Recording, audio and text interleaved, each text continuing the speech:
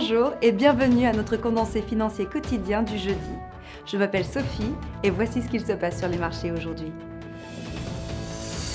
Les actions américaines étaient en hausse mardi car les gains des actions high-tech et de consommateurs et General Electric ont aidé Wall Street à récupérer après une liquidation.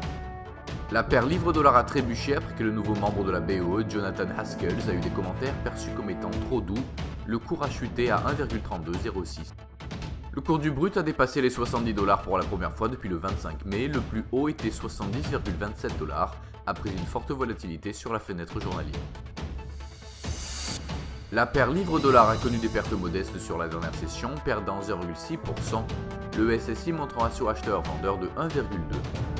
La paire dollar-yen affichait de légers gains sur la dernière session, gagnant 0,4%. Le SSI montre un ratio vendeur-acheteur de 1,0. Le cours du pétrole brut a affiché des gains importants sur la dernière session, gagnant 3,3%. Nous voyons un ratio vendeur-acheteur de 1,0 d'après le SSI. Le cours de l'or a connu des pertes mineures sur la dernière session, perdant 0,6%. Le SSI montre un ratio acheteur-vendeur de 2,2. Le produit interbrut annualisé aux États-Unis sera publié à 12h30 GMT. L'indice des prix à la consommation harmonisé en Allemagne à 12h GMT. L'enquête allemande JFK sur la confiance des consommateurs à 6h GMT. Le climat des affaires dans la zone euro à 9h GMT. Les dépenses personnelles de consommation de référence aux États-Unis à 12h30 GMT. Et le taux de chômage au Japon à 23h30 GMT.